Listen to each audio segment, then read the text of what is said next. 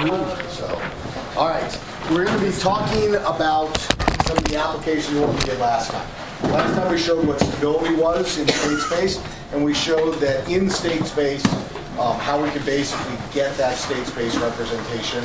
One way we could do it, at least, taking actually the block diagrams and converting them over and showing the equivalent between what you would have to do with a classical technique versus what you have to do with matrix.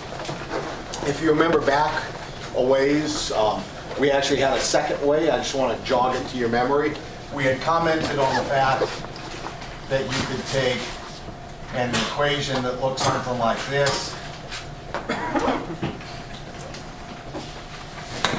I equals some function, right? So you remember we had some differential equation. This could have been, like mx double dot, plus cx dot plus kx equals something, and we divide through by m.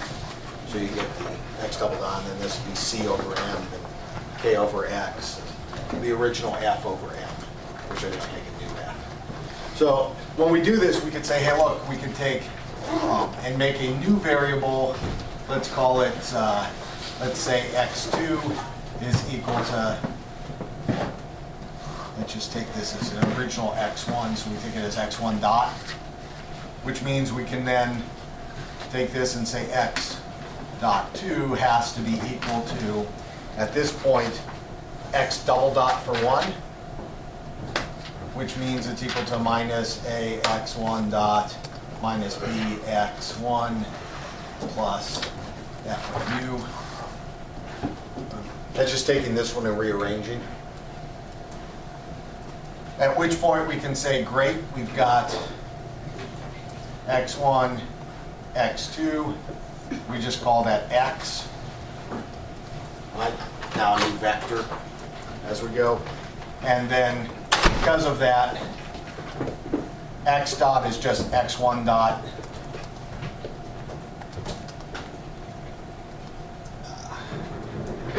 x2 dot, but x1 dot is just equal to x2, and x2 dot is equal to minus a x1 dot, but x1 dot is x2, so minus a x2 minus b x1 plus fu. We can write this into matrix notation last day, right? as 0, 1. What's that? It was your last day, so I guess you got to say that. What? FU.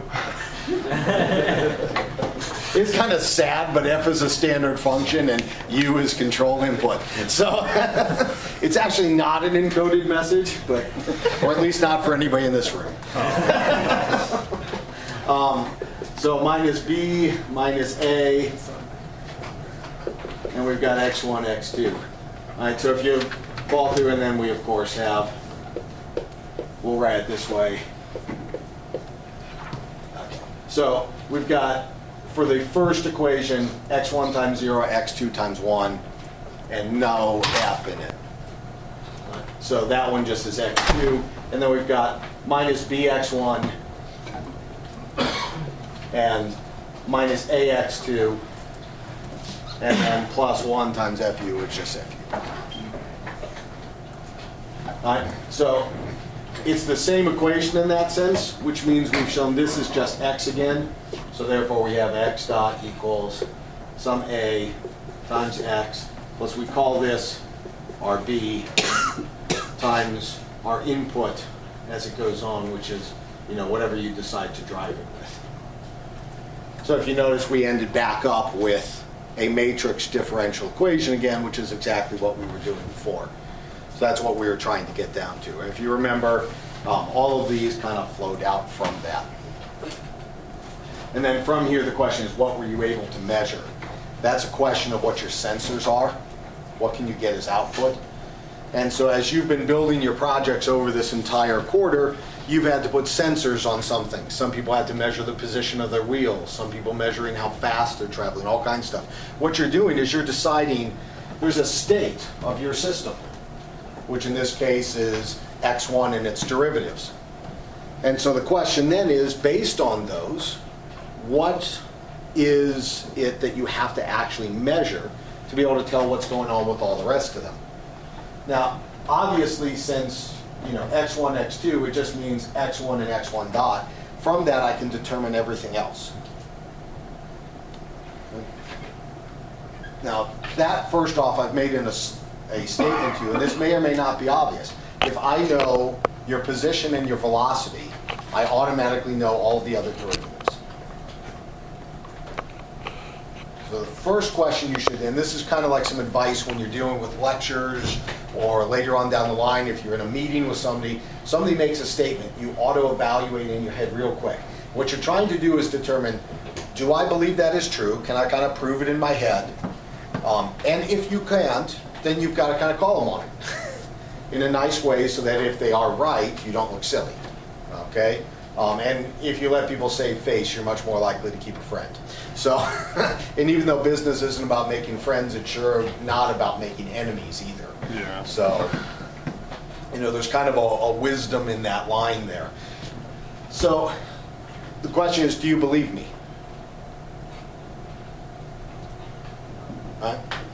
Well, if not, a couple of people are kind of shaking their heads, but you ought to be willing to say, hey, why? Now, I assert to you, do you agree that this equation is true? Yeah. Seen that a lot. Well, you control U, which means you automatically know what U is. You gave it. So that means you know what this is, because you're the one who determines what that function of the input is. Right? So this side is known by you. If you know x1 and x1 dot, you theoretically know A and B. You can therefore get x double dot. So all I need to know is the position and the velocity to get the acceleration. Now, this is a complete description of how it's moving. Right? I mean, that's what physics tells you is the description of the system. Therefore, anything else that's going on here must be directly determinable from those, because that completely describes the system. That's what the equation tells you. That is the description. If there's something else about the movement of the system that's not in there, that would not be a correct equation. There would be something you didn't know. Therefore, since that is complete, and from just knowing this and this piece of information, I can determine that one, it is a complete piece of information about the system state. That's why we can get away with just saying the state is x1, x2, or x1, x dot, x1 dot. So that should hopefully at that point convince you of its truth. But that's what you want to kind of run through and say, you ask yourself, could I do that? Could I prove it? Could I see it? If you can't, then you better make sure you can. All right, so now we've got a thing we say, okay, great. I can determine what that is, knowing what these are. Now, do I need to know both of those measurements to determine everything? I mean, clearly if I know x1 and x1 dot from what we just said, you can determine everything else. Can I get away with just knowing x1? Or some combination of x1 and x1 dot? This is part of what we're going to answer today, is how do you know what's the minimum number of observations you need to determine what the actual state is? And how do you know if you pick a particular sensor, does it give you enough information to be able to know whatever you need to know about the system, which in our basic case is, what is the state? Because if you know the state, you can determine anything else you need. So, are your observations good enough? The second thing is, can you force this system to go into any state you want? That's really what we're getting down to with control, if you think about it. Right? Control means it doesn't go crazy, it doesn't go out of bounds, all that kind of stuff. But think ultimately what you're trying to get in that case, if I can force it to go to any state I want, then I can force it to stay at any state I want. Because if I can tell it to go anywhere, I can tell it to stay where it's at. Go to the same place next time instant. So therefore it won't go out of bounds. Therefore it is stable. So these are two parallel questions. One's called observability. Can I determine what the state is from some set of measurements? Can you observe it? The other one's called controllability. Can I make it do what I want? These are two notions we want. So we talked about stability last time. If we have, on top of this observability and controllability, we can then make it do whatever we want, even if it wasn't stable in the first place. Okay, so this becomes kind of crucial questions to us. And if we can do those, then we can introduce a way in which we can make it do anything we would like it to do. Therefore, we can get different behavior patterns and things of that sort. This kind of makes a fundamental idea behind what's going on with modern control theory. Does it make sense? It's kind of like a goal of what's happening here? Oh. So in general, what we would say then is we've got some y, which is going to measure some part of the states. And the states we've already defined were x1 and x2. So if you were measuring the position is x1. So in that case, c would have to be equal to measure the position, don't measure the velocity. Because if you took that c and multiplied it by x, it would be 1 times x1 plus 0 times x2. You just get x1. You measured the position. Make sense? If you just measured velocity, what would c be equal to? 0, 1. Be 0, 1. Because then you get 0 times this one, and 1 times that one, you just get x2, and x2 is the velocity. So it's fairly straightforward. What if I measured both position and velocity and had them available as separate measurements? Well, then c would equal to, I measure the position, I measure the velocity. It's 2 by 2 matrix. You get 2 different measurements out, you put 2 states in.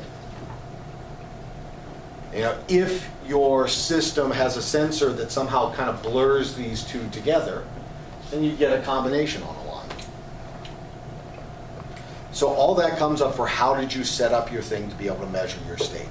In reality, in large systems, it's not unusual to have a tremendous number of states. And you cannot put a sensor on every state. In particular, some things are actually not possible to measure. Let me give you an example of one that you just cannot measure. Imagine that your thing you are trying to control is a manufacturing plant. And let's say your manufacturing plant produces steel items. One of the things you have to do in this process is to smelt the steel down. Okay? Now, the quality of the steel you get out depends on the core temperature of that particular vessel of steel. What is the core temperature is an important state condition then. How do you measure it? You can't stick a probe in there. You're melting steel. But what are you going to stick into molten steel that's not going to be destroyed? You could do an infrared long range. But you can't measure the inside. You can only measure the surface. Right. I said you need the core temperature, not the surface temperature. But if you knew the behavior of that system ahead of You time, would have to be able to measure it on the outside. So you're not getting the actual one you want. You're measuring something else. How do you know you can actually accurately get? you don't. It's all estimation. Well, actually, it is estimation, but I can know if I'm getting the correct answer. That's what we call observability. So you can actually stick it into the equations. We have differential equations that describe how that heat from the core goes to the outside. Right. And if you are measuring getting the correct number of measurements on there, we can tell you, is your estimate going to be good? By which it means that after a certain period of time, it will converge to the correct answer. Okay? A single measurement can be off. After a series of measurements, we should be able to correct and therefore see what's going on. And that's actually indeed what we end up doing. Right? So it means asymptotically, it will be the right answer. Which, since it takes a while to melt your steel and everything else, it's got a while to come into this. And you're willing to spend a little bit of time to make sure it is at the correct temperature so you get a good quality product coming out. And so these are all important questions of what's going on. When do we get good measurements? Can we get good measurements? What do we have to add? There's a variety of these different things that go on, right? Same thing happens in medical imaging. And this is one of the problems that goes on, for instance, like, Kenny doing his master's thesis, having to image a person's head to see if they're aligned correctly. We can't look inside the person's head.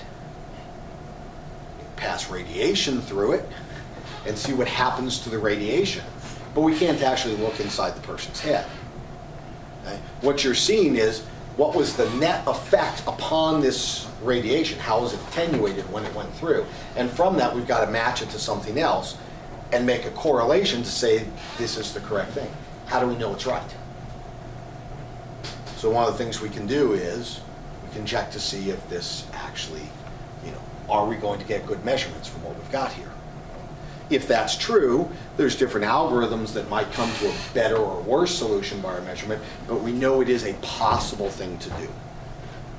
And so that's why it's applicable to a wide range of stuff, and that makes it very useful to us as it goes on. And it can tell us a priori, is it solvable at all? Make sense why we're concerned with this? Okay. And we see that we can indeed get them, right? From basic information we have. We talked about one way last time. This is something we had talked about earlier. So you actually have two different ways. One from differential equation setup, one from getting actually taking the block diagrams and converting them. But you have ways to get these equations. There's a ton more than this, but these ones at least give you two different ways. All right. So at this point, I'm going to assume that we have a system which can be described by A, B, C, D. As a reminder, that means we've got a system that looks like this. So I assume you know A, B, C, and D. Now this system is what we call a time invariant system. Just as a note to you as we're going on, because these are often brought up as things. The way you can tell it is a time invariant system is I don't have A of t, B of t, C of t, and D of t. You use the same A, B, C, D at all times. That is a time invariant system. Doesn't matter what time you look at it, it's still the same system. And you might think, well, of course that's going to be the case. But that's not the case in a lot of systems, actually. Right? You ever have a system that has to warm up first? Yeah. It means it's a different behavior when it's warming up from when it's already warmed up. What if you have a system that goes through different regimes that it's operating in? Right? They can behave differently under different regimes that go on, so these things can be changing as time goes on. Right? So a lot of environmental factors and things can actually influence your engine or whatever plant you're operating on. But these ones are much easier to solve for when they're time invariant. So standard undergrad assumption, we just assume time invariant system. This is also linear, right? So this is a very popular setup called an LTI, linear time invariant. And I know it's linear. There's no more than one power, or one derivative. Yeah, the state appears linearly. Yeah. Right? State never multiplies itself, state never multiplies its derivative, so on and so forth, right? There's no higher power, it's not inside a sine or cosine or in an exponent or other types of stuff. So since the state appears linearly in all the equations, it is a linear system. The matrices are not varying, so it is a time invariant system. So this is kind of the nice set of problems. Whenever you see that, just kind of assume it's overall at least can be handled with basic mechanisms. That doesn't mean it's well behaved. Okay? It can be nice in the what type of equations can you use sense, but it could be possible that A is really darn close to unstable or even unstable. That talks about its behavior. Right? This is telling you what type of mechanisms you can use to analyze the system, control the system, things of that sort. But that doesn't say it's a good system. It just says, in some sense, it's an easy system to deal with. Right. You can find out what it does very easily. You can find out what it does, and you can attempt to correct it and stuff using more basic techniques. All right, so that's that commentary. Now, from these ones, we talked last time and we mentioned there is a stability criteria, right? One of the basic things we want to know and control is it stable? Which you can think of it in this sense. Do I have to expend effort to keep it from doing something I don't want? I move it to somewhere else. If it's stable, it'll kind of settle down. If it's unstable, I might still be able to keep it there, but I might have to exert effort to keep it there. Right? Just because I can keep it there doesn't mean it's not costly to me. So stable systems, they kind of behave nicely in that sense. What was the stability criteria we developed last time?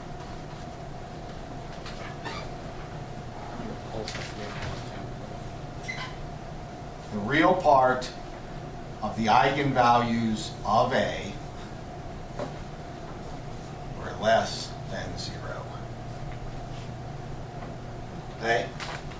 This is a very fancy thing. Remember we said the eigenvalues of A were equivalent to the poles? That's one of the things that we showed you. The poles had to be in the left half of the plane, which means their real part was less than 0. But this looks very, I mean, people see this and go, oh God, math notation, right? So all we're really telling you here, lambda of A is just telling you eigenvalues of what? If I tell you eigenvalues, I can make eigenvalues of anything. So as long as it's a square matrix. So the second you see this, I got to tell you which matrix am I talking about. And I'm saying A is the one that matters for stability. Okay? So all of this is telling you, take a look at the eigenvalues of A. And then this says, since the eigenvalues are the poles, as long as they are in the left half of the plane, it's stable. I'm not telling you how stable it is, I'm just saying it is stable. It will quiet down eventually. Right? If it's really close to the border, it might take a while. Right? Remember, the slower it gets, it's getting closer and closer to that origin point. Make sense? Mm-hmm. Everybody remember why that's true? Because all of your solutions are going to look like that. Okay? Remember, when you expand, since lambda is the actual roots, all of your systems, therefore, are going to look like something or other, over S minus your lambdas. Which means when S is equal to lambda, that thing goes to 0. So that is the poles of the system. But when you look at the inverse Laplace transforms of that, it looks like A e to the lambda sub I t. That's what they expand as. So that's just the inverse Laplace transform of it. Remember, we always kind of expanded them, broke them up into these pieces, because we could do that by partial fractions.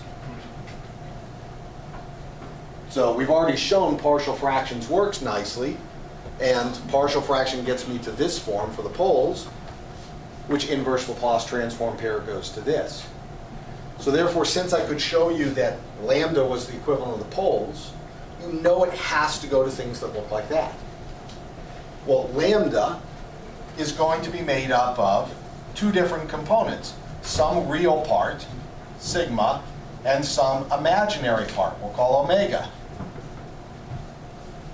All right?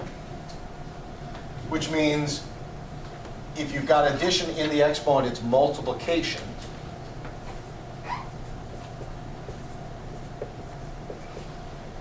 This, from Euler's equation, is just sine and cosine.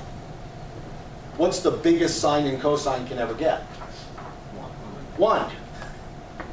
So this is size 1. That cannot possibly go unstable. It's always 1.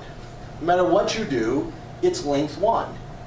Keep going length 1 forever, it's not going to change where it's at. That's its size. So this doesn't make anything go unstable. Okay, it oscillates, may look ugly, whatever else, but that is not the source of instability. This is the thing that matters for stability. Okay, so this is what decides it. Well, what makes that go to 0? That's what we considered stable. And remember we did this whole thing? E to the lambda t, or e to the sigma t?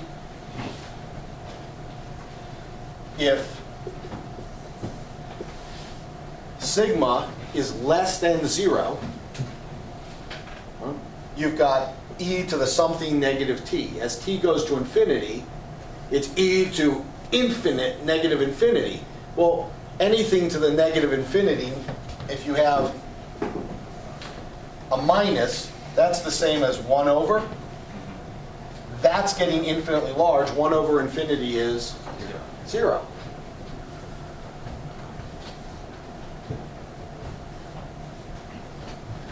So you've got that condition. You can just walk through the same thing that goes on.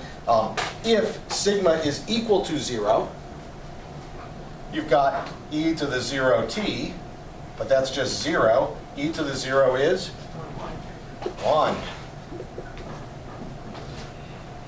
So you can imagine now, what if I have some positive number times t, and you let t run to infinity? Now just infinity. What happens to that? Okay, so then it goes infinite if sigma is greater than 0. So we said this was unstable, marginally stable, stays one spot, stable, goes down to nothing. And just realize I have abused notation. You should technically never write that. Okay? And it's one of those things. I'm also not supposed to bring lunch into the labs, but I do that. So essentially at a certain point, you realize what you can get away with. Realizing what you can get away with is an important factor. All right, what we're technically doing when I write that e to the infinity, what am I really saying?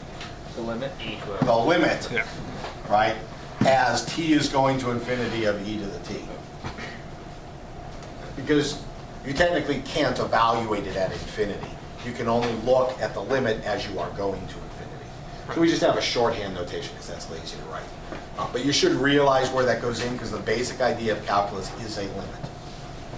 In all calculus, that is what the basic idea comes down to. All right. So this is just a reminder, that's why.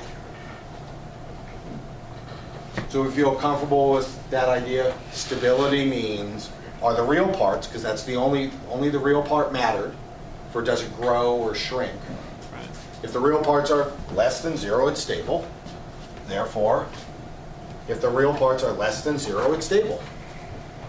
And these are, it's of the poles, and those are the poles.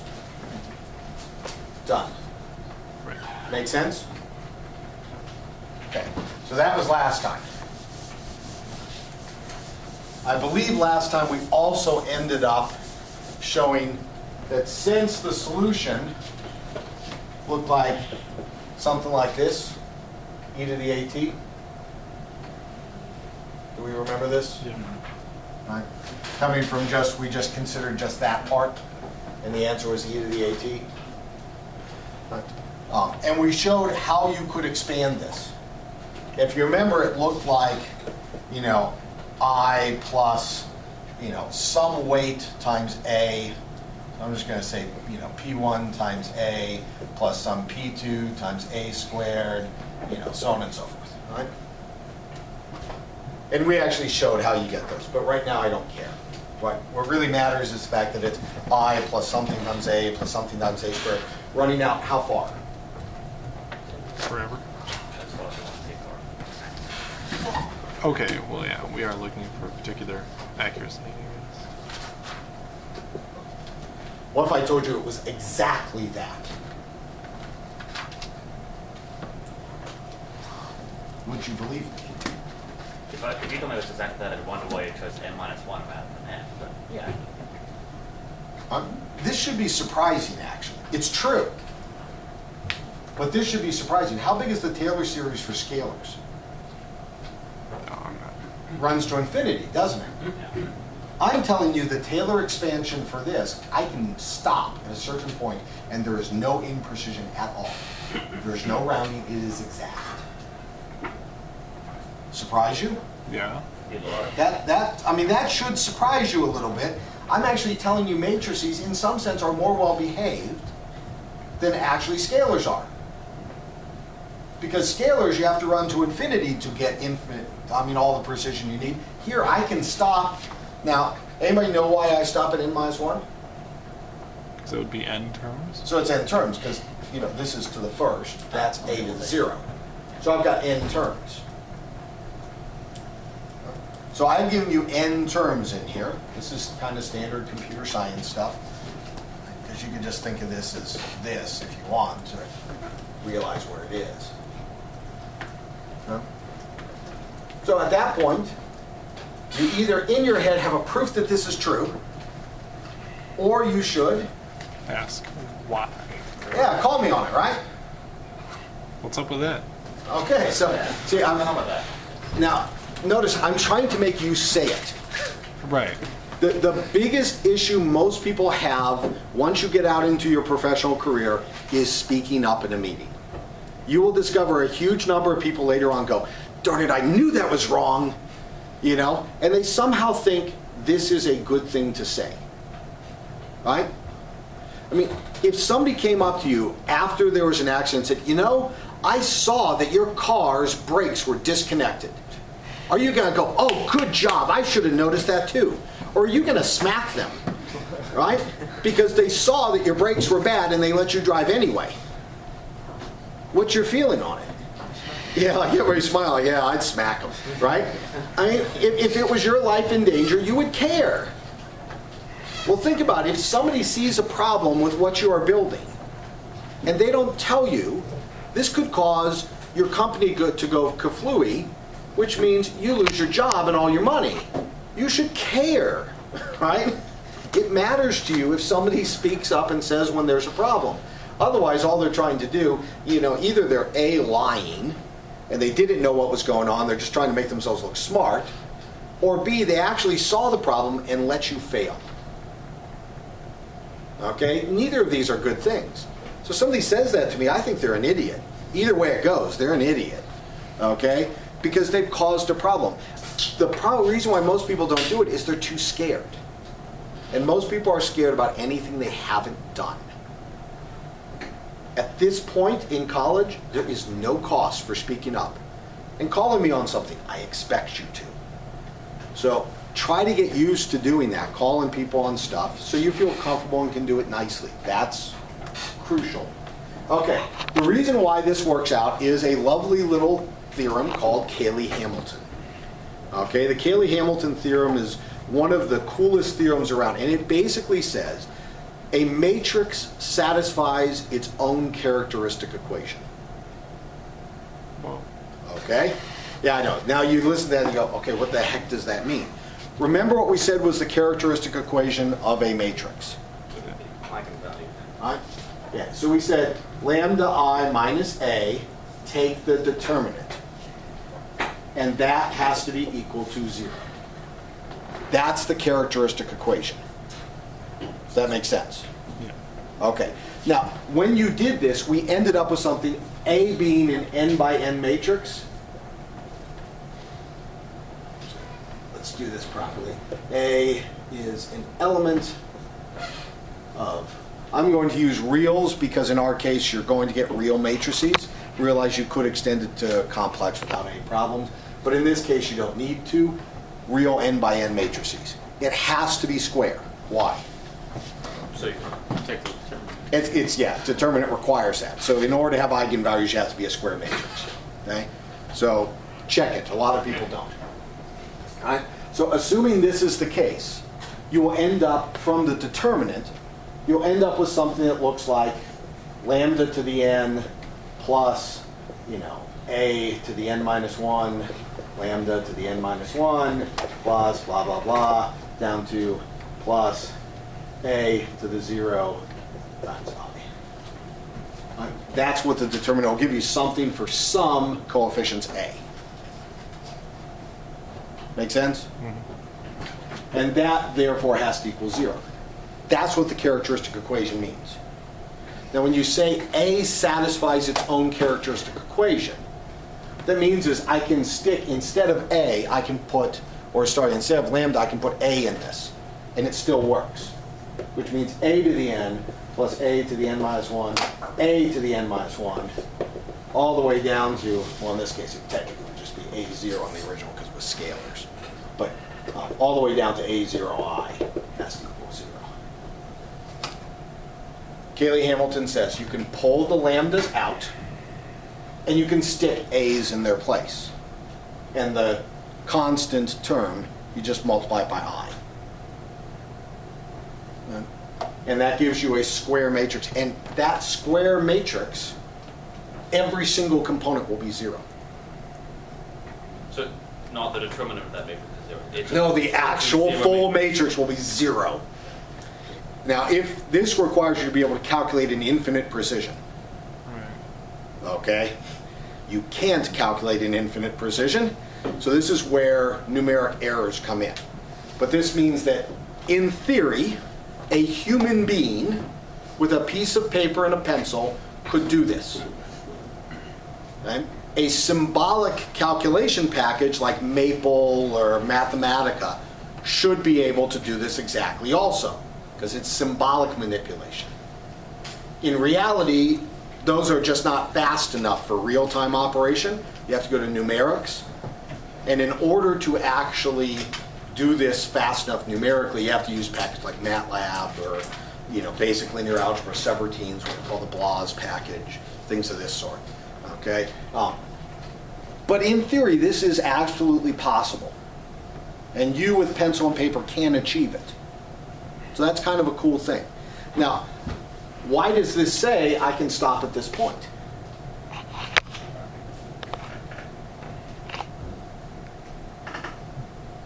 I mean, I still have to prove this is true to you, right? But assuming I can prove this as true, why does that mean it would be, my assertion that it stops at that point? Because it's the size of our matrix. Well, watch this kind of cool thing, right?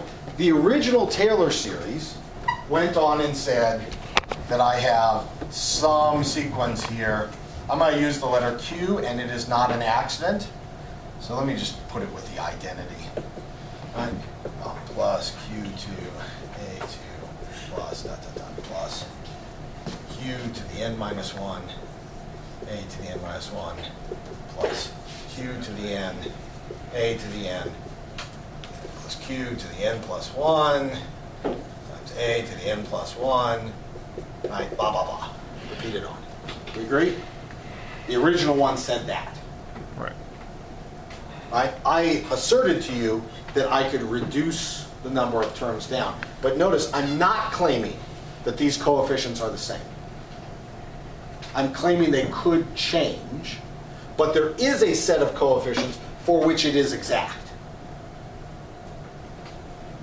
Right? So that's why I've changed letters.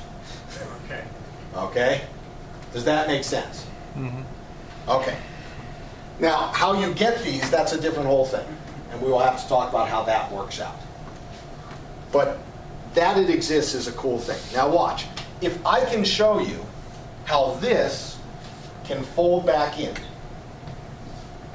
right, into potentially a series of these other terms, but if I can show you how I could take this term and knock it out, and I could show you how this term, and I could reduce it down, so on and so forth, then I would have shown you that there is a sequence that does this. Right? All you have to do is take this equation and rewrite it slightly. This is a to the n is equal to, take everything else to the other side, minus a n minus 1, a n minus 1, plus blah, blah, blah, plus all the way down to a0i.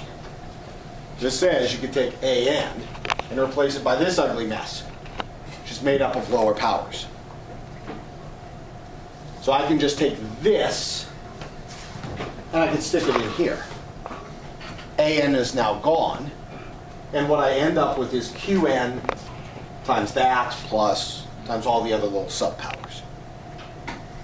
But that's just a new coefficient, right?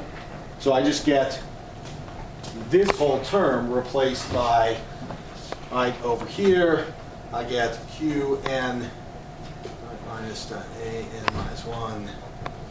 Actually, I took this to the other side, so they should all technically be all minuses. Minus, a. You could absorb that in the coefficient, though, right? Minus q n times. Sorry, what's that? You could just absorb it in the coefficient, though, yeah. The minus. You could, but then I'd have to give you a new letter. And I don't really care at this point. My point is just to show you that it works. Right. Right? So I don't care how complicated the thing is. And you don't actually use these expressions to get them, though in theory you could. It turns out there are better ways to do them. As in most things in life, Taylor series is great to prove and lousy to implement. So, yeah. But the point being, I can replace this by a whole series of these, little terms here eventually end at Q and A 0 times here to N. This replaces that. But this term right here is Qn plus 1 An times A. I can replace that one and blow it away, which will give you shifted by A. So this will end up at An, which I can then substitute back in again. Right? So I can just recursively keep doing it. Anytime you have a power greater than n minus 1, I just substitute this equation back in. You will get an infinite series to determine this thing. Okay? I mean, don't sweat this too much. This is theoretically what they did in Math 213, right? Convergence of series. You ever wondered why did they do all those stupid series conversion things? Well, this is what transform theory is. That's actually what you're doing to calculate these coefficients, theoretically, is an infinite sequence conversion. All the infinity goes into calculating these points. It's now an infinite series sequence to get this. So for Taylor series, it's not like the infinity goes away. The infinity just goes into the coefficients. But if I know the coefficients, I'm set. Now, if I had to actually solve that infinite series to get those coefficients, I would have just pushed my problem off somewhere else and just hidden it under the rug. The neat thing is we have alternate ways of getting these. And so that allows us to actually get a nice finite expression. So if I can show this to be the case, that it satisfies the equation, do we agree that it does generate this equation? It does guarantee I won't have n or bigger powers? Yes. When I'm researching this on Wikipedia later tonight, which mathematician's name should I look out for in the we have other ways to find out what P1 and P2 are? We'll talk about this. One of the most common ways we do, and I will talk about this more in a sec as it goes in, we typically solve these type of things by what are called Krylov subspace methods.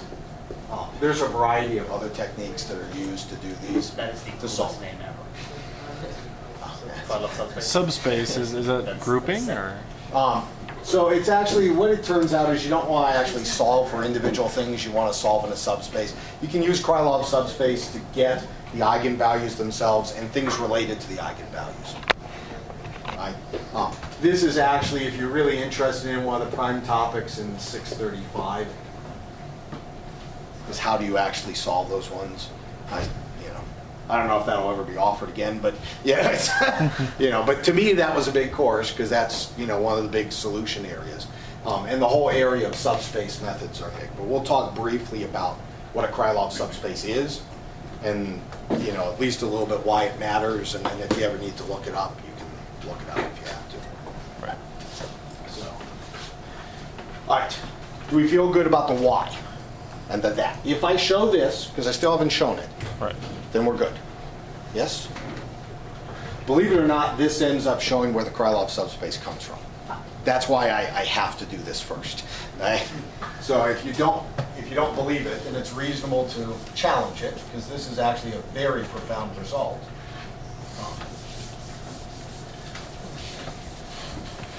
We should have to prove that. Okay. That's the part I need. So this is what I have to prove to you, right? Assuming that this is, assuming that that is the characteristic equation. We agree? Believe it or not, this is a profoundly simple proof. Since there are eigenvalues and eigenvectors that are out there, that means that the matrix A satisfies that, and there is a pair such that A times X, right, is equal to X times the lambda. This is the set of all eigenvalues and eigenvectors. I believe we defined this last time, where lambda just looks like the matrix lambda 1, lambda 2, all the way down to lambda n, and it zeroes off. It's a diagonal matrix of the eigenvalues, and capital X is just equal to a vector of all the eigenvectors. They're all columns, so we just stack them as columns. So that gives, there's n columns, and they're, n by 1 matrices. So this is an n by n matrix. This is diagonal of n elements, so that's an n by n matrix. This is all n by n matrices. Perfectly compatible. N by n times an n by n equals an n by n times an n by n. Yep. So we remember, this is what we talked about last time. And I commented, I can multiply by x inverse.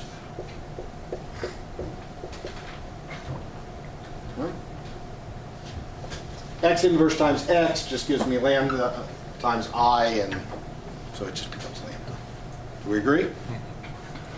Right. So I can do that and find out a way to transform A into a diagonal matrix. We call that diagonalizing.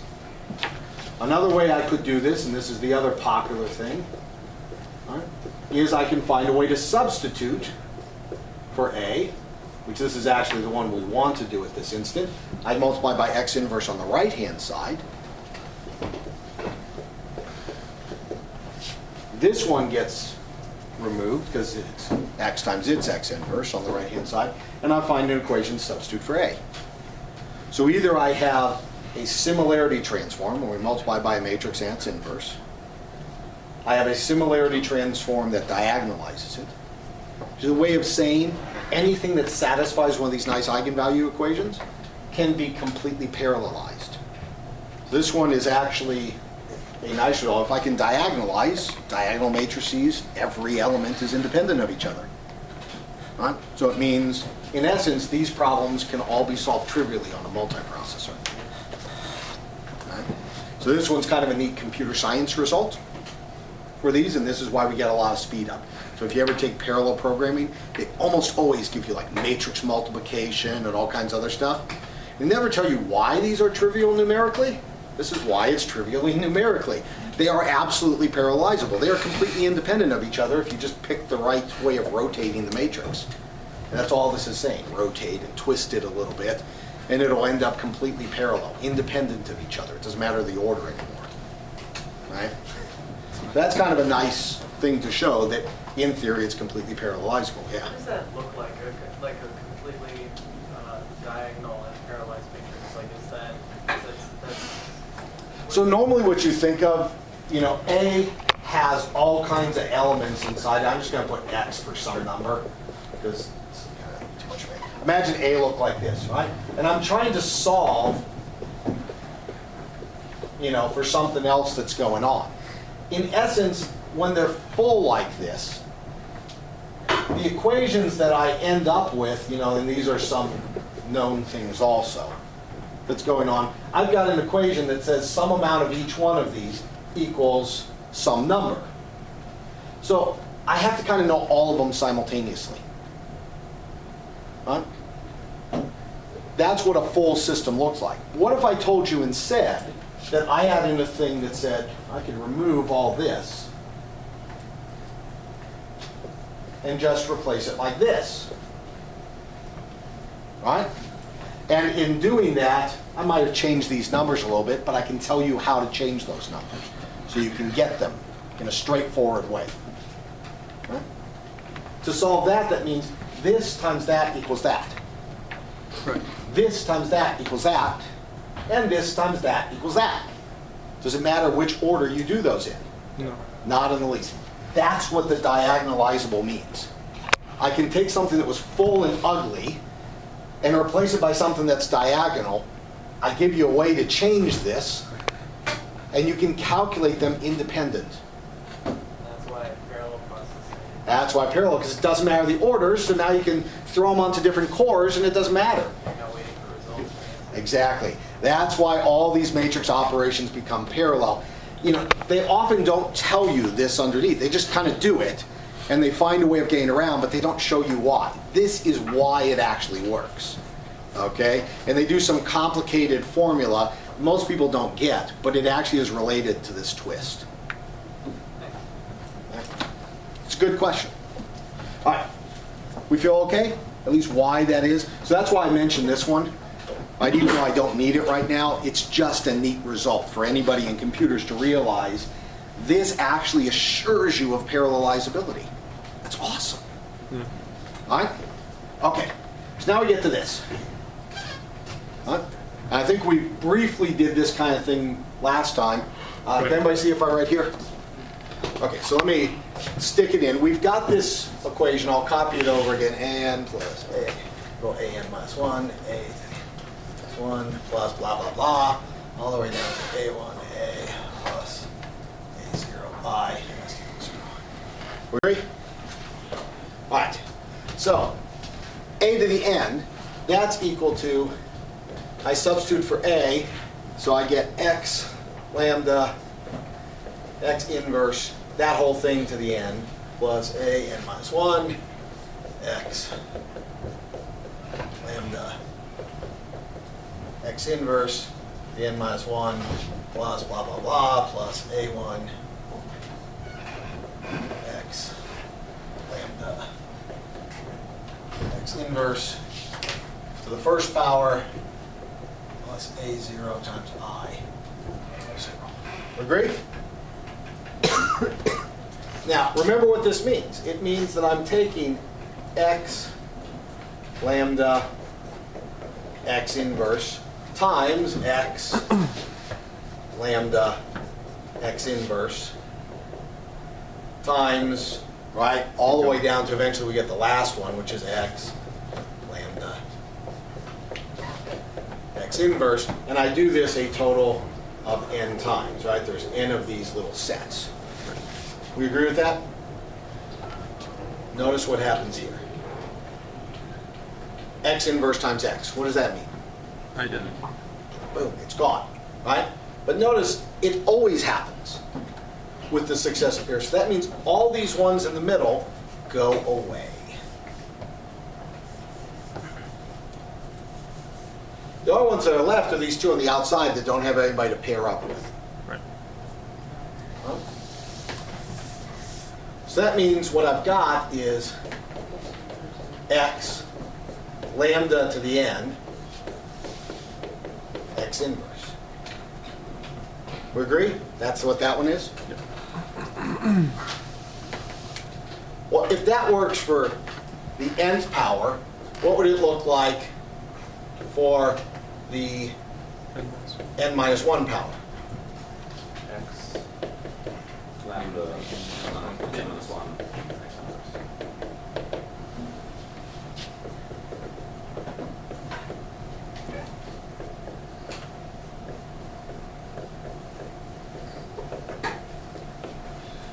Now you notice they all have X something diagonal X inverse, X something diagonal X inverse, X something diagonal X inverse,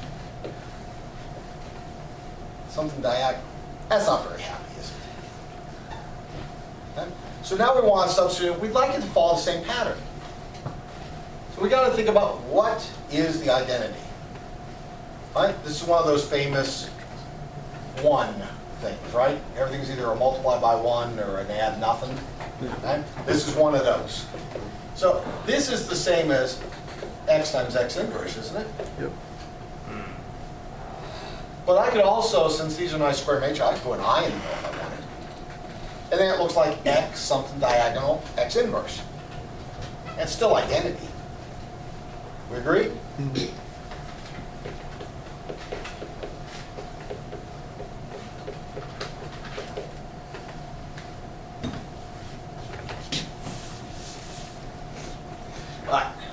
And that has to equal 0. Now, since they all have that lovely pattern, I can pull the x's out. And I can pull the x inverses out. Hey, that's lambda.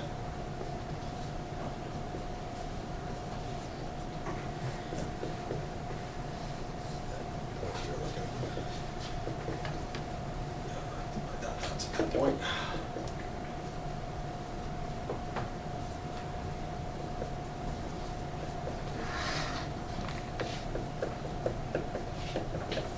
We agree? All right. Now, This is invertible, right? I can multiply everything by x inverse as long as I do it to both sides. X inverse times 0 is? 0. Still 0. I could also then multiply by x on the right. Multiplying 0 on the right by x gives me 0. So trivially on this side I haven't changed anything. What happens over here? X inverse times x is? Identity. So that's gone. X inverse times x is? It's identity matrix, so it's also gone. Right? So both of those go away. So now I've got the equation lambda to the n plus a to the n minus 1 lambda to the n minus 1.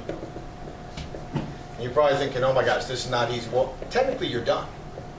You just have to realize you are done. This is a diagonal matrices, right? What's the diagonal elements of these? Let's take the ith row. Right? So you just take the ith row. It only has one thing, the diagonal element, the II element. Here it is lambda I to the n. This one, it's a to the n minus 1 times lambda I to the n minus 1, all the way down to a1 lambda I plus a0. Right? That's just the ith row. Yeah. Now I ask you to take a look at this little equation. We've said this matrix satisfies an eigenvalue equation, which means it has a characteristic equation. What was the characteristic equation? Any eigenvalue to the nth power plus a to the n minus 1 times that eigenvalue to the n minus first power plus blah, blah, blah, all the way down to a0 must equal 0. That means every one of your diagonal elements satisfies this equation. Everything else is 0 because it's a diagonal matrix. But this is 0. That's what the equation says. So everything off diagonal is 0 because they're diagonal matrices. And everything on the diagonal is equal to 0 because the characteristic equation. Therefore, the whole dumb thing is 0. Showing that this side is indeed this side, because that's what we had to prove. Right. Was this equal to this? I just showed you it was. We diagonalized, so I only have to deal with n of them. I showed that those n were 0. Done. Right? Now, it may not be the shortest proof in the world, but it's a very profound result. And I think if you think about what the nature of the proof was, it's pretty simple. Right? You got n by n elements, and you think it's an n squared problem. I reduced it to a big O of n problem, diagonalize. So we reduced its complexity, and then I showed that those elements trivially ended up being actually what satisfies this, which was 0. The proof is pretty straightforward. But so if we took off like lambda of n, or one of our terms there, we wouldn't get it 0 anymore, would we? Well, yeah, no, it satisfies its characteristic equation. I didn't say it satisfies anything. Right. I say it satisfies its characteristic equation. I can then use that characteristic equation to get a formula for the nth power. Okay. Right? And then I would have to recursively substitute it in to get these coefficients. But it does work. And I said there are ways we can actually get those other things. But also, very interestingly, all I really need to know is powers of a up to n minus 1. And I have completely described everything that can happen. It's just weighted variances of them. So the only difference is how far scaled out it is. It's not a question of where it can go, because it's just combinations of those matrices. This is why it's a subspace. Because we've already just shown what the subspace looks like. It looks like powers of A going from the identity matrix up to a to the n minus 1. That's the subspace. And then we're going to show what a Krylov subspace is in a sec. But all we technically need is identity a squared, all the way up to a to the n minus 1. You need nothing more because everything else folds back in. Does that make sense? Right? So it's fast, and there's only so many things I need to check. The bigger part of this is, remember, our problem was, can I see what it's doing? Can I make it do what I want? If all I have to do is check n places, that's a lot easier than checking infinitely many places. Do we agree that that is easier? Yeah. Right? So this is what we're actually saying. We've now reduced the problem from an infinite dimensional problem to check to see if the answer is there, to checking n things. Just these powers. And those completely characterize everything else because Cayley Hamilton says it folds in. It may scale a little bit, but what do I care? A subspace, you can scale it all you want. It doesn't change the space. Right. That is what a subspace is. You take a point in the space, you scale it, you're still in the space. You take 2 points in the space, you add them together, you're still in the space. If it satisfies those two things, it's a subspace. Right? So that's why it's called a subspace method. Right? Because it satisfies that equation, and this is what determines what's so important about it. Do we all feel good about that? Okay. Now, It's a Krylov subspace. the Krylov gets in thing. We are actually going to now do a Krylov subspace, but I don't want to say why it's a Krylov subspace yet. Okay. I want to justify it by showing you from our control situation why this ends up. And then when I'm done developing, I can say, and by the way, that's called a Krylov subspace. So it's kind of one of these kind of famous back it in techniques, right? ends up But I think it makes more sense if I start from the control situation and then develop what's going on. Fair? Well, we'll find out. Well, you can tell me if I'm being a jerk. Not that it would matter in the Yeah, no, that's here. I'm gone. So. And you go, wow, that sucks. Yeah.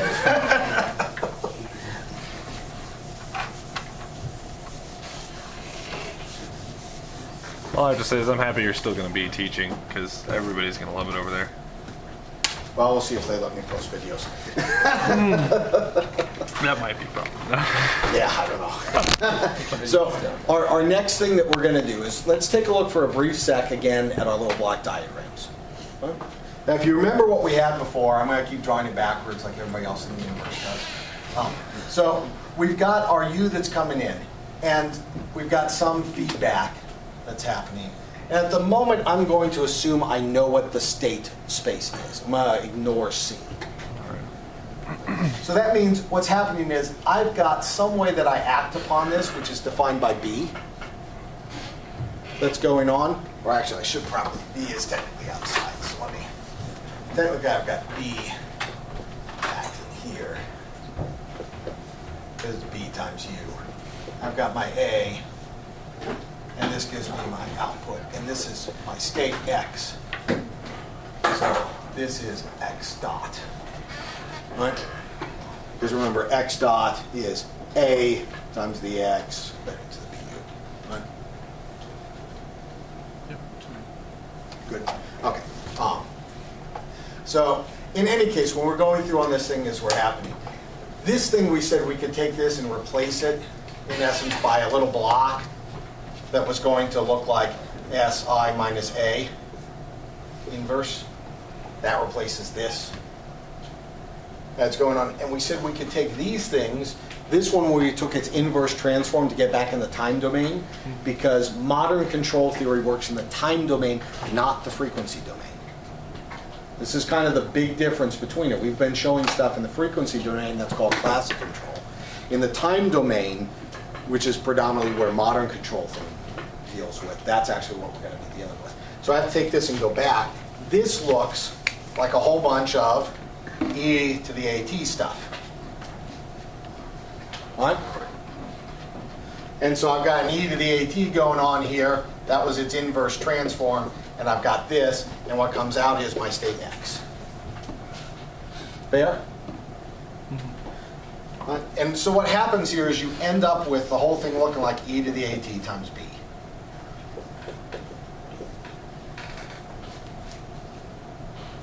Good? If you think about it, e to the at, remember, This you could expand using Taylor series, so it's a bunch of n by n matrices, assuming A is n by n. So since A is n by n, this is n by n. You should always check this. B is up here.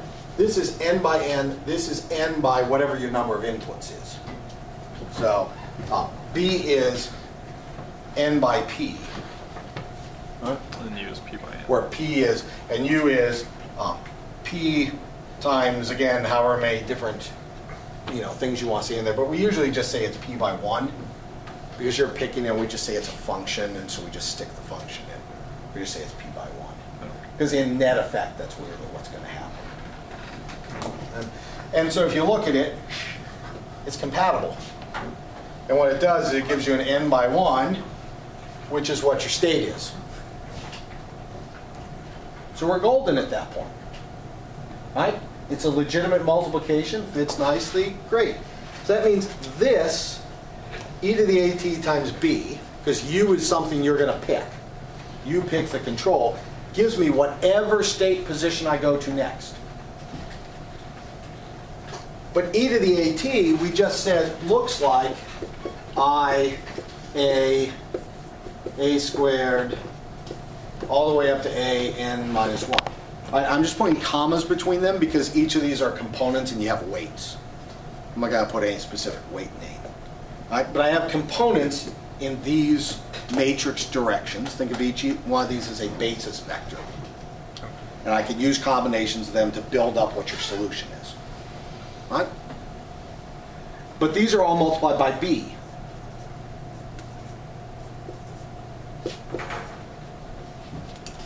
So therefore, your answer is actually I times b, which is just b.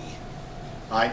AB, a squared b, all the way up to a to the n minus 1 times b. So these are the little individual components you have to work with. Does that make sense? Call these each basis vectors, and that's a Krylov subspace. By definition, that is what is called a Krylov subspace. Some vector times a sequence of powers of some matrix that generates them. That generates the B. Yeah, because really, A is the crucial thing here. B is just telling me how can I act on it. So this is called a Krylov subspace. Now the big question in Krylov subspace methods is that Krylov subspace the size of the entire space? Okay? It should be, right? Or is that... If it is, it's completely controllable. Right. Meaning you could do whatever you want. If it's not, whatever cannot be generated is uncontrollable. The rest is controllable. So wherever you can reach is controllable. Wherever you can't is uncontrollable. Since it's where can you reach in a space, controllability is also sometimes called reachability. So if you see that term out there, reachable, it's the same thing as controllable. It's saying where can you go. Controllable means I can control that space. Reachable means I can go anywhere in there. It's the same problem. Originally people thought it was a different problem, and then they realized this and they went, oh darn, these things we thought were two problems were really one problem. So it reduced down the amount of effort, but there was a lot of literature calling it both, so you were stuck with both names at that point. But it's kind of fun to see that it really is actually both. To actually see where this comes from. So the point being that when we were showing you with the Taylor series that we then manipulated into multiple subspaces, that this is one example of one of them, is that correct? Yeah, so what we're taking a look at here, to get e to the at, ideally, I could theoretically pick any old b I wanted. Okay. Right? Let's say I pick b to be the identity matrix. I let p be equal to n. So I just had a control for every single thing that's out there. Right. Trivially speaking, at that point, I would have, I times I times a squared, all the way up to I times an minus 1.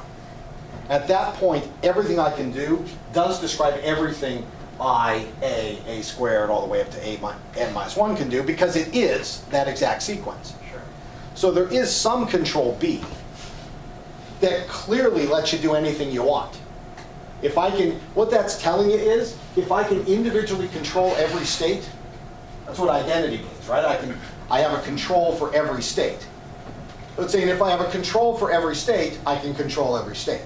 And it's almost a trivially stupid statement. But if you understand what that means, then the question is, can I back off from that amount? Do I need to control every state to also be able to do it? I mean, obviously there is a way to do it. That's expensive. Right? But it will work. So it's one of those statements of, if you throw enough money at it, I can solve it. Now the question is, can I solve it with less? Okay? And that's what this is asking.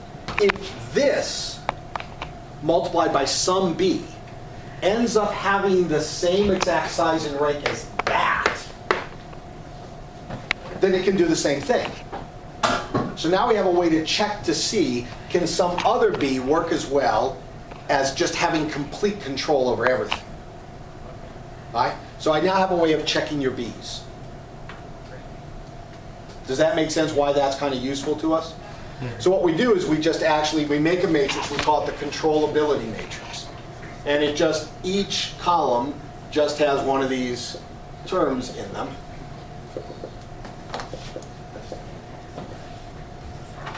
All right? So that's our system. And we just ask if this has n independent columns.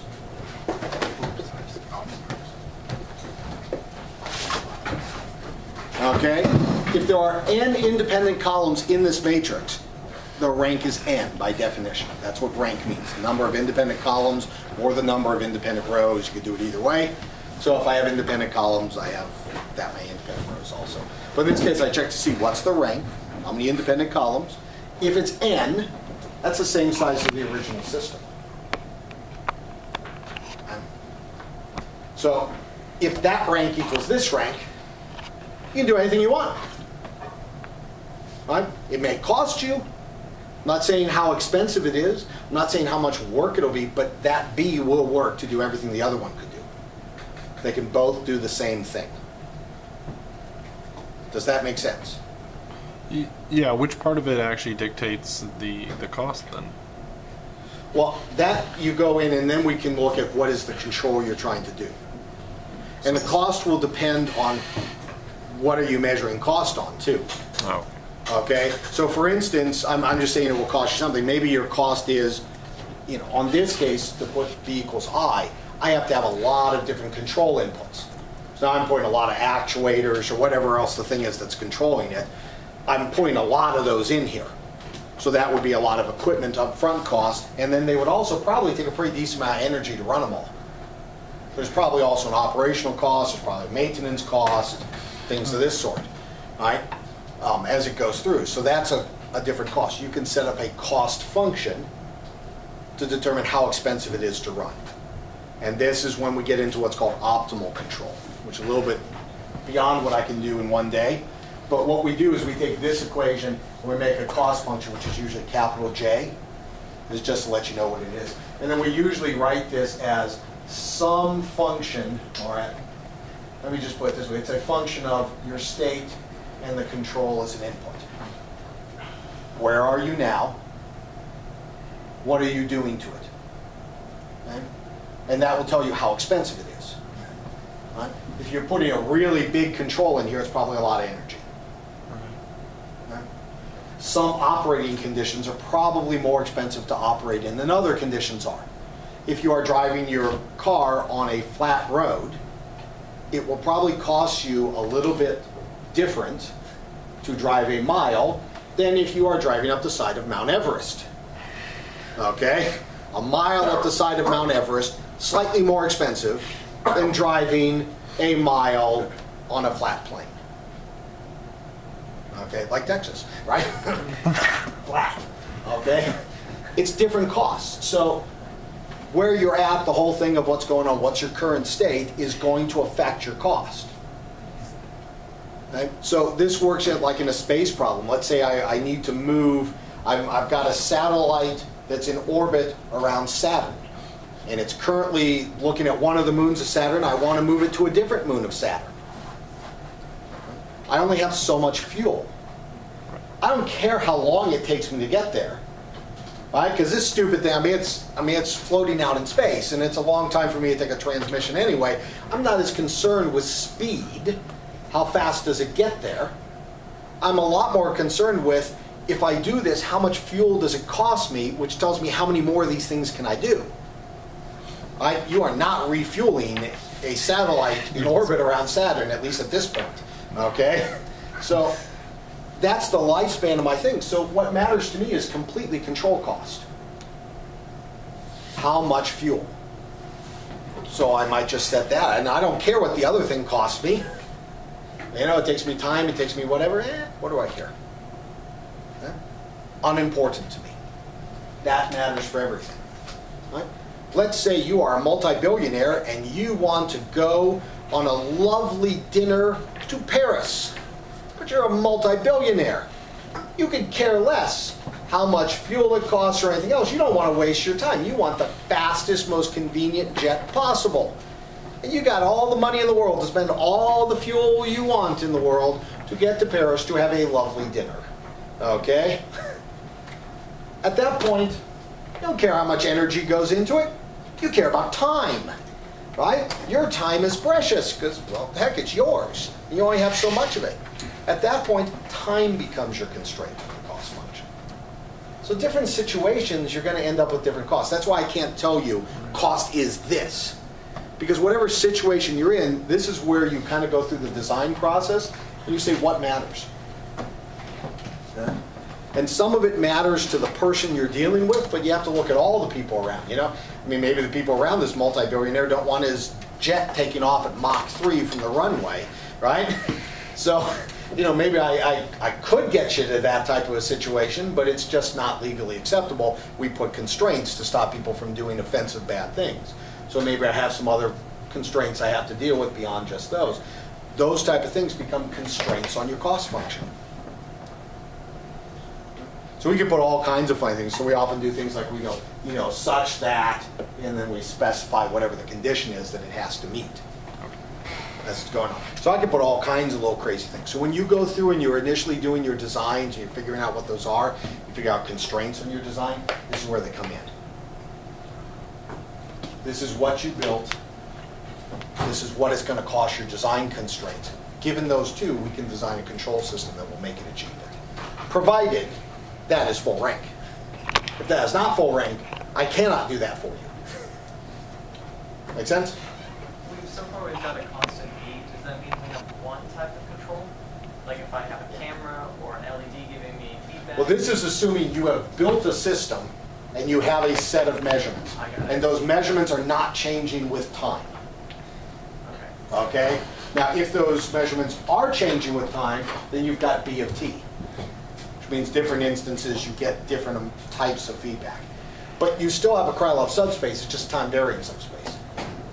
I can still validate whether or not I can reach the entire subspace. Okay. So there are extensions to this.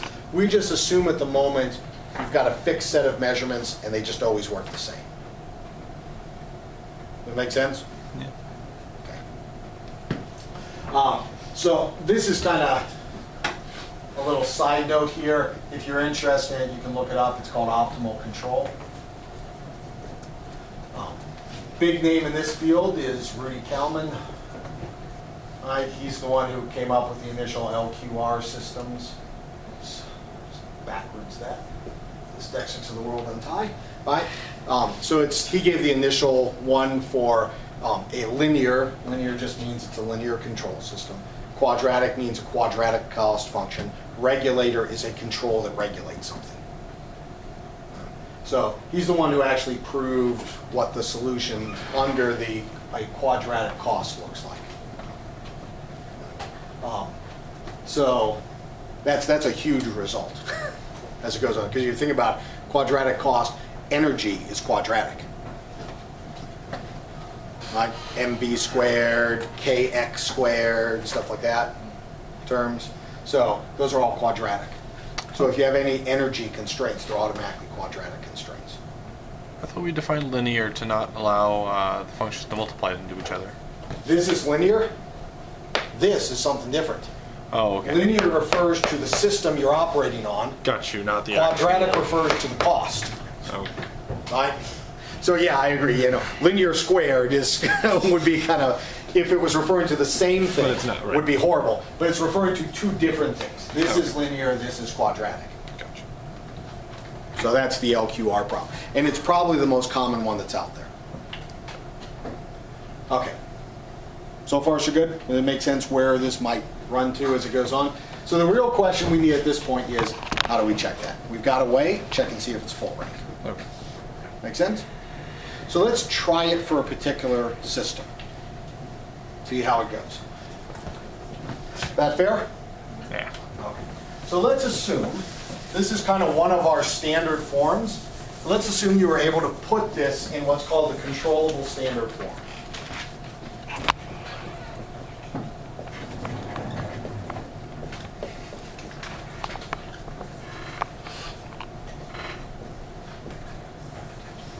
And you might go, controllable standard form? What the heck is that? That's what I taught you last time. So remember how I wrote it last time and we developed it? We discovered A, if I did it that way I did it there, ended up looking like this. I think we just did a, we do a 2x2 or a 3x3? All right, I'll just do a 3x3 here just because it's, you know, reasonable size as it goes on. And I end up with something,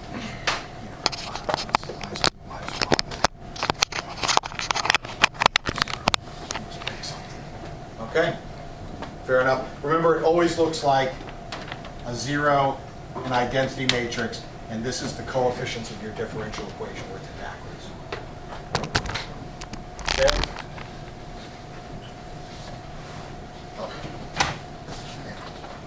Yeah. Actually, technically that's saying one of my coefficients is missing. Let's just make them all exist. Right? Okay.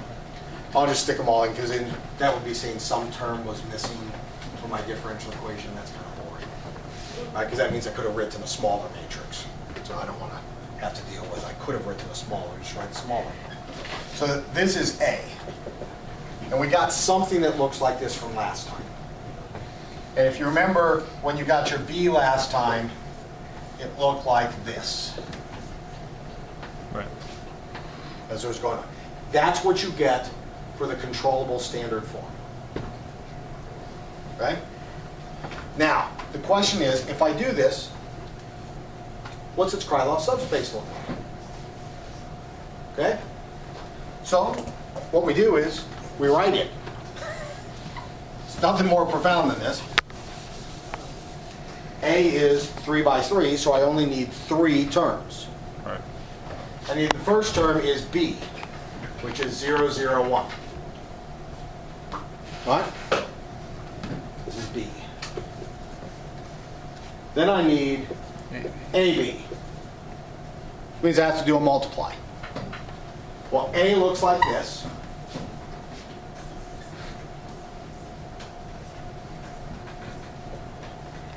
It's 2 minus 1. There's A. I write B.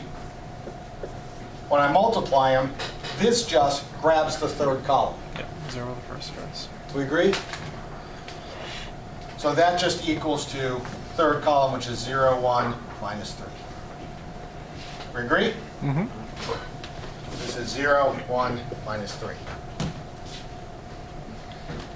Then I need A squared B. That's my third one. Well, but this is AB. Right? 0, 1, minus 3. So I can just take that 0, 1, minus 3 and multiply it by A.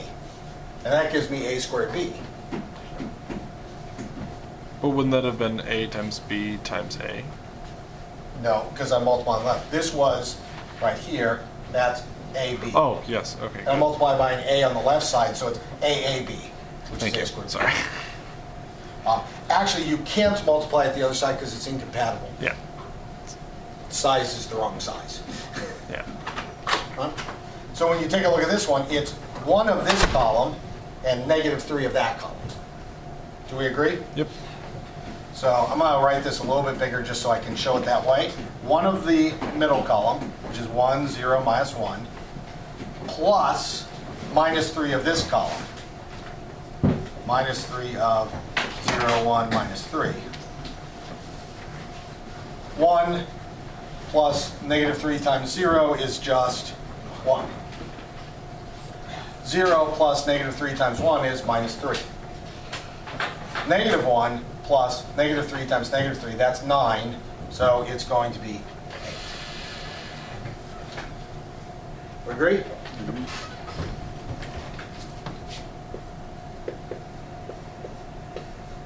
There we go. Now the question is this full rank? Right?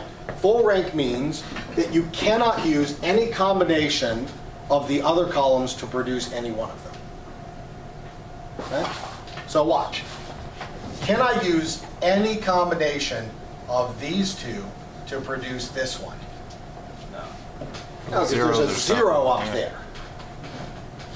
Right? We agree? So, since there's a 0 up there, I'm kind of in deep trouble. There's no way I can reproduce that one, because the other two columns don't have them. So this one is independent of the other two. Do we agree with that?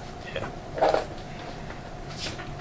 Can I use any combination of these two to produce that?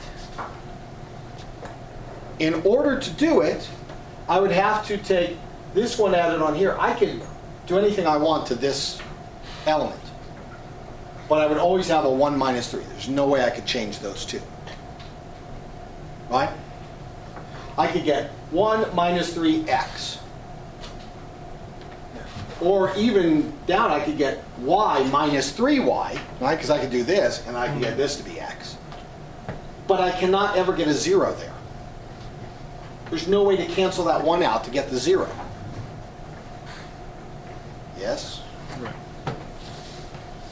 So this one is independent of the other two. This one's kind of an observation. I'll show you. It's actually really easy to see if you get used to it. But just to see that this, you could check to see them this way if you wanted to. All right? Can I use these two to produce that? No. All right? I could blow that term away if I wanted by taking negative 3 of these. But no matter what, this one's going to still stay there and it has to go to 0, but there's no way I can make it go to 0. Yeah. Are all triangular matrices full rank? As long as the diagonal, usually it's the main diagonal, but this is the off diagonal. Yes. But it turns out that it actually works for the off diagonal too. So This is called a reverse order matrix. So you can actually just look at it and see that it's got a full set of diagonals, in this case, the off main diagonal, right? The reverse order diagonal, sometimes it's called. It goes on. Since it is a full set of them, you're set. full set means Same. non-zero. Nothing non-zero. You know, and it's triangular. But so it's trivial, I can look at it and see, but this is why it works out. Because of that, I can never get rid of that element. Just can't.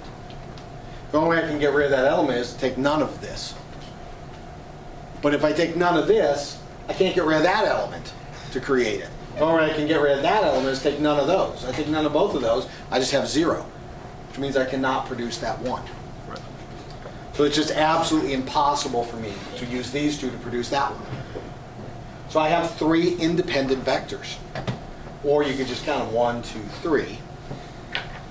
3 pivots. Since it has a full set of them, all 3, its rank is 3. That means that thing is completely controllable. As a matter of fact, it's completely controllable. It doesn't matter what these are. If you put it in this form, it's always controllable. Right?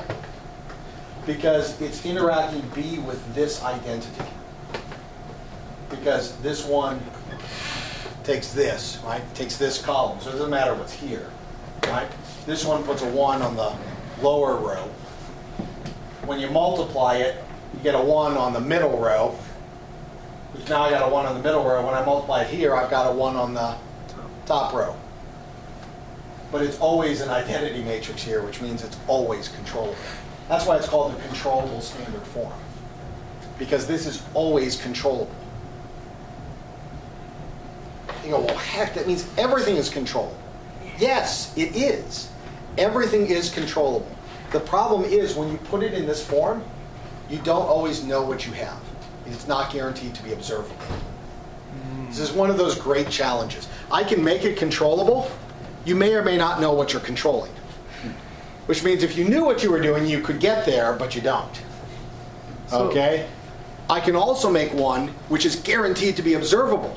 Right. So I have an observable form, but in that form, your bead changes. Which means if you can see it, you can't control it. If you can control it, you can't see it. Okay? Unless both of the matrices, both the controllable matrix and the observable matrix happen to be full rank. If you get both, I can control it and see it.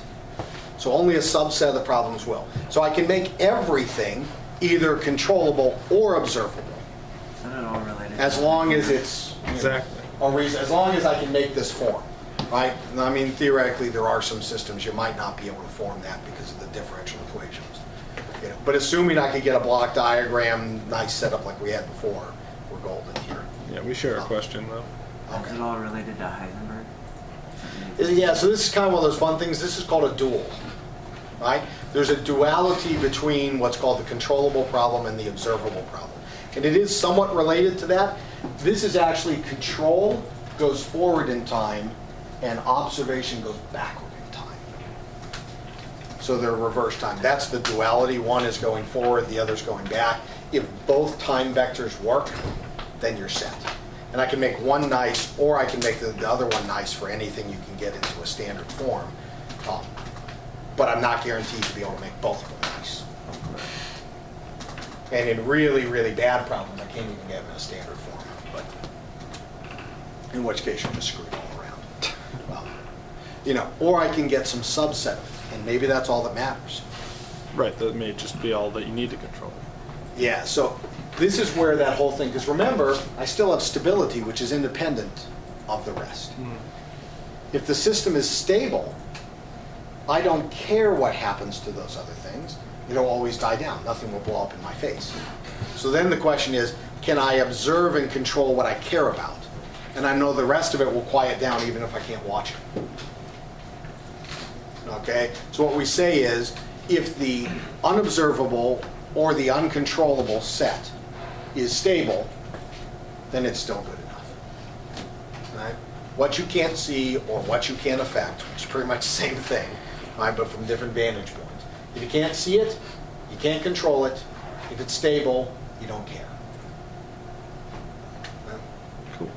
What you need is the states that are unstable must be observable and controllable. Then I can stabilize them. Which means you can still get wherever you need to go. Make sense? Okay.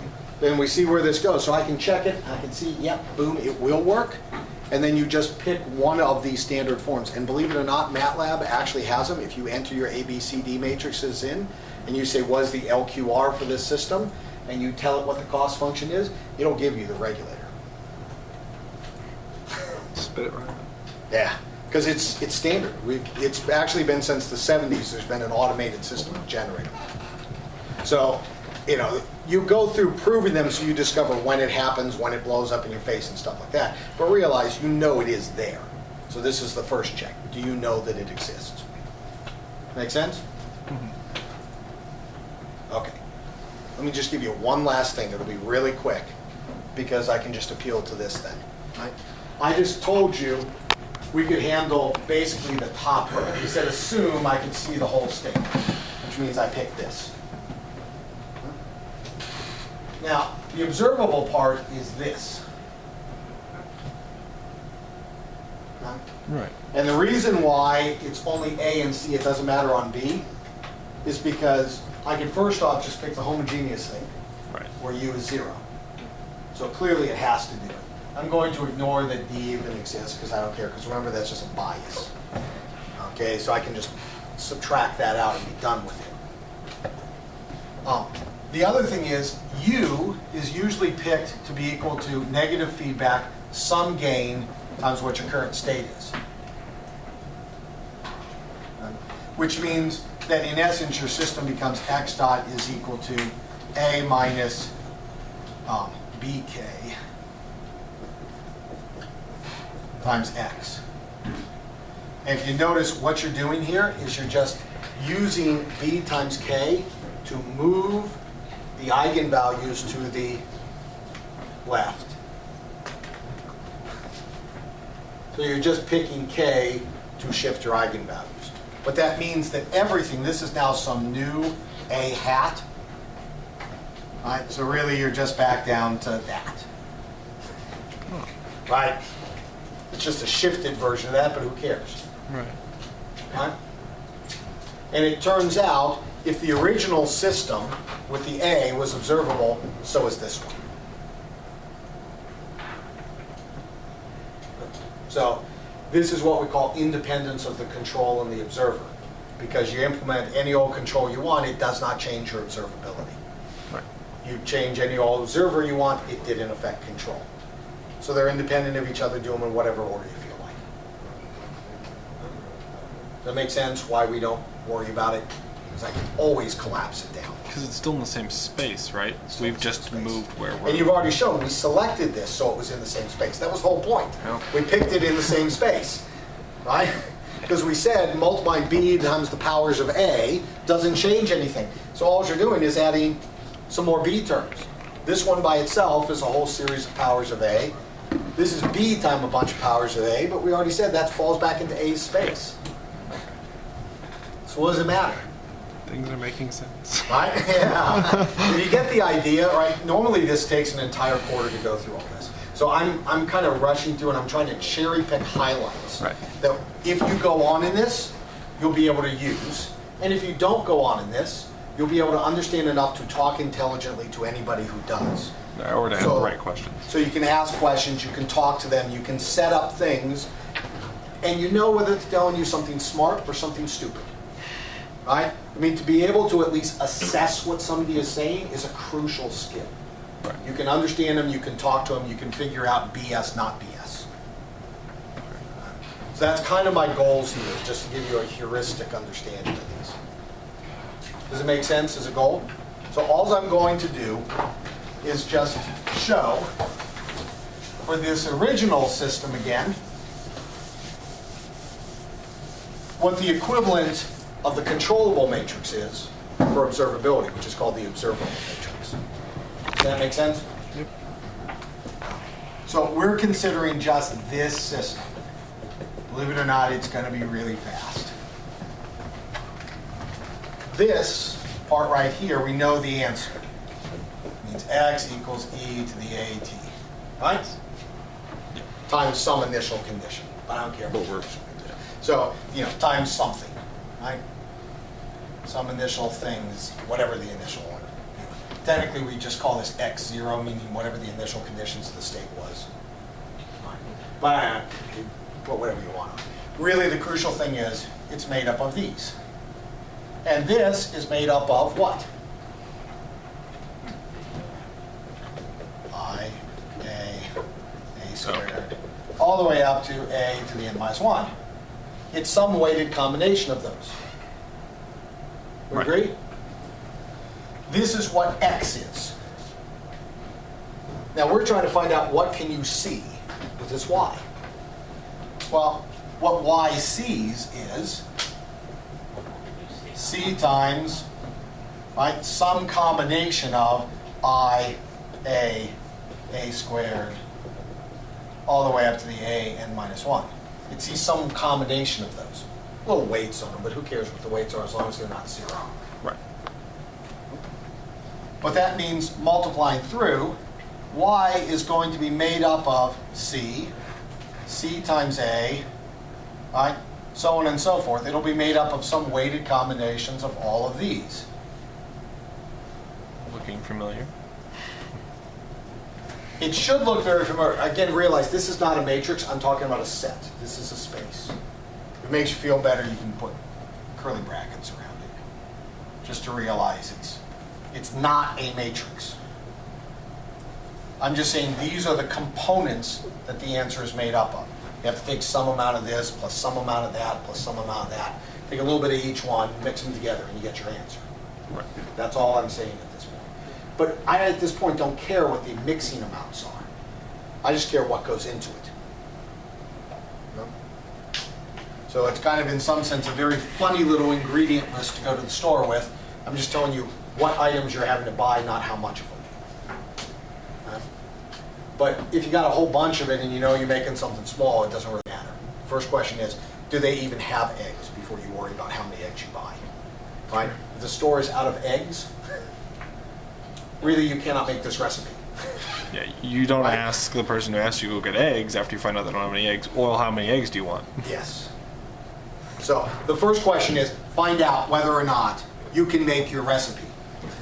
Then go getting your exact number of ingredients. So all I'm doing right now is checking to see, does the grocery store have my ingredients?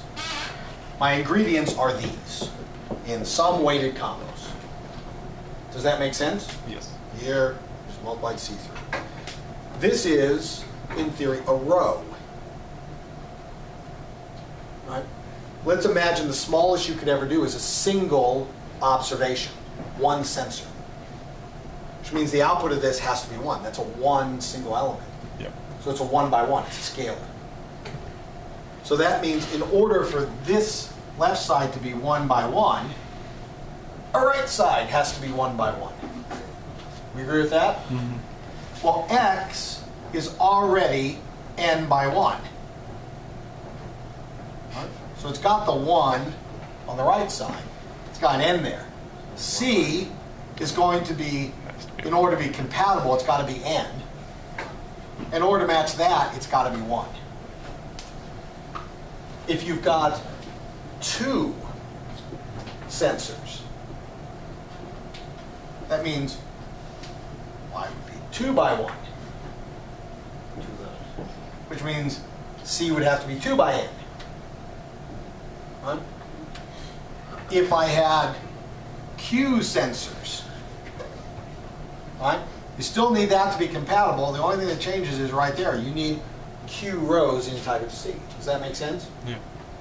So, but in general, right, if you notice, this is the one that's constant. That's the number of columns. Number of rows, that's going to depend on the size of C.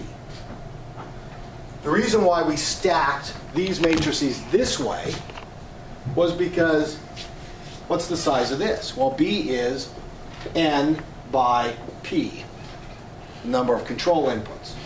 This is an n by n times an n by P.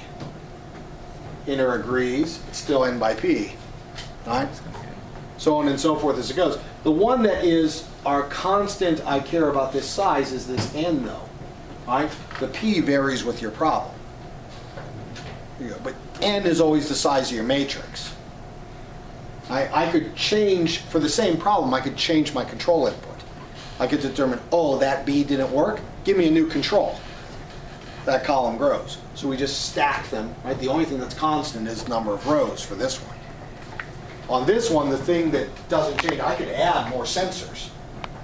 But why add more sensors if I don't need them? Okay? Our question is the minimum number, which means Q is how many sensors do you have? For a same system, Q is changing, right? I want the smallest number. And you're looking for that. So the only thing that's not changing in this case ends up being the number of columns. Right? It's always n. So we now stack them. That means my first one is C. C is going to be Q by n. A is n by n. They're compatible for multiplication. But that means CA still has n columns. Do we agree? CA squared. Again, same exact size. all the way down to the C to the A n minus 1. So this one stacks most intelligently this way. Does that make sense? Mhm. Just like that one stacked intelligently that way, this one stacks intelligently this way. And now the question is this full rank?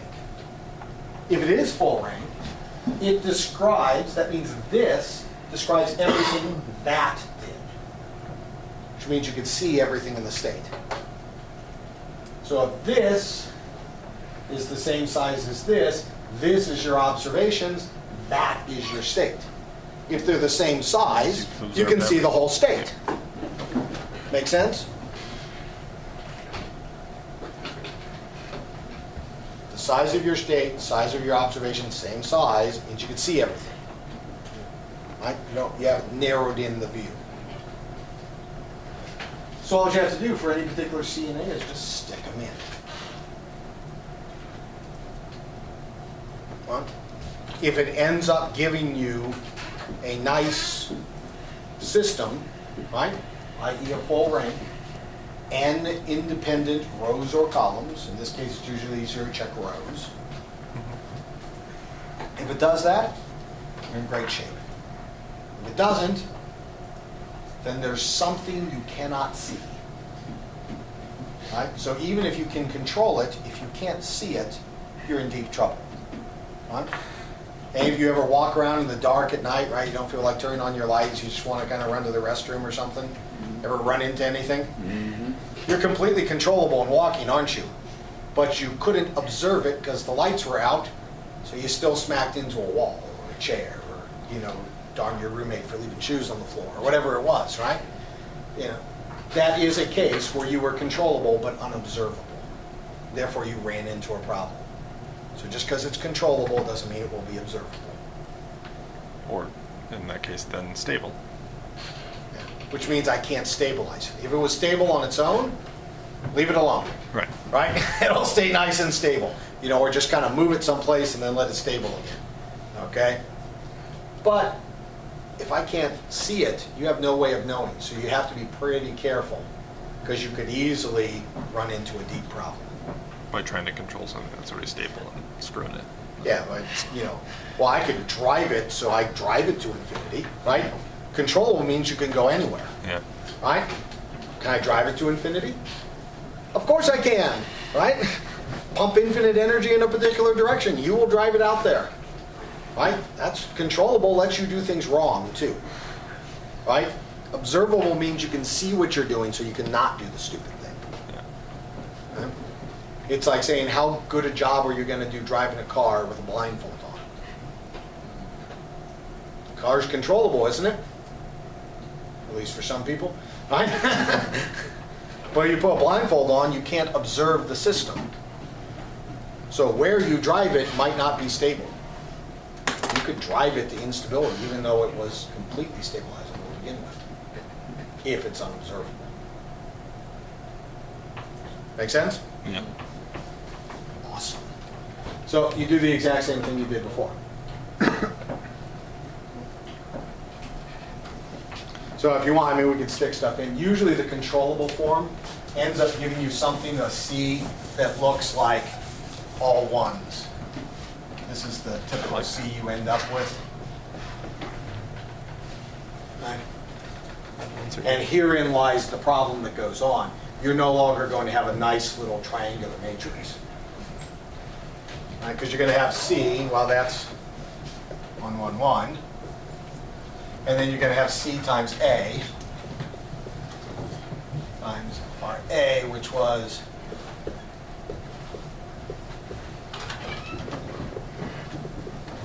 and this will depend where it really comes into things. I now get none of that, minus 2 of that. Right? So I get minus 2, and then I get 1, nothing, minus 1, 0. And then I get none of that, 1 of those, minus 3 of those, minus 2.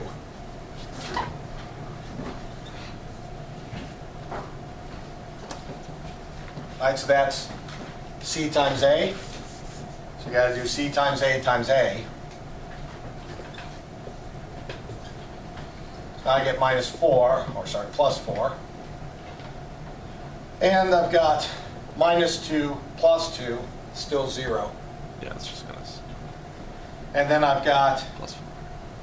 0, 0, and a minus or plus 6.